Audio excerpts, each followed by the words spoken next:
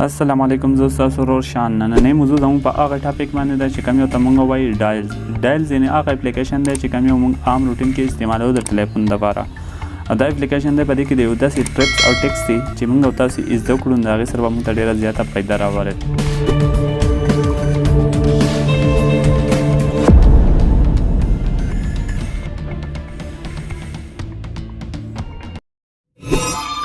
نو د دې دپاره به موږ ډایل ته لاړ شو.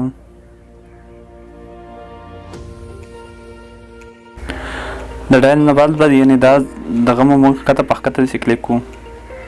دې ځای کې دا کوم دا 3 ډاټس دي، دا به موږ کلیک کړو. یعنې دا چې موږ کلیک کړو نو کال سیټینګ ته به لاړ شو. کال سیټینګ چې موږ کله کلیک کړو نو دلته لیکلی دي سپیډ ډایل، دا به کلیک کړو.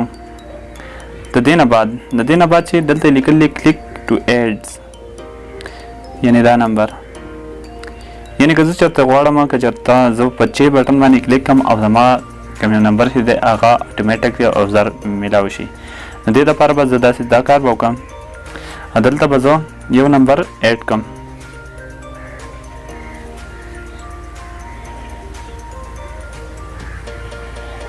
یعنې زه به دا اکثر کم نمبر چې دا به زه ایډ کړم. دا ما ایډ کړو، په چې نمبر کې دا راغی، یعنې زه بیا بیک هوم بټن ووم. هوم بټن ته به زه ډایل بیا ووم، زه به چې نمبر کلیک کړم. یعنې ما ته اوس دا آپشن نه راغی، ټرن آن نه مې نه راغی. او که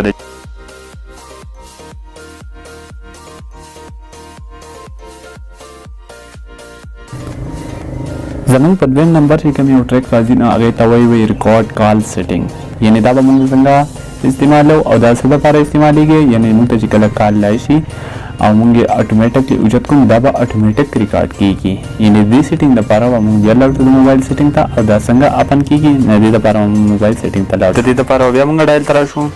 ډایل مو کلیک کړو، بیا به دا موږ پښکته وو. د 3 ډاټس ته به راشو، ډاټس مو ووهل. بیا به کال سیټینګ ته راشو، کال سیټینګ مې وو. بیا به موږ راشو، دا یې لیکلی دي ریکارډ سیټینګ. ریکارډ سیټینګ مې کلیک کړو، دلته یې اوس دا لیکلی دي ریکارډ آل کال اټومیټکلی، چې په دې کې تاسو اوس کوم یو آپشن وهئ به دا اټومیټکلی کلیک کوئ چې کله تاسو ته کال راشي تاسو ته به اټومیټک راښکړی، او که تاسو د ټولو کالونه راښکړي هغه به ټول برابر شي.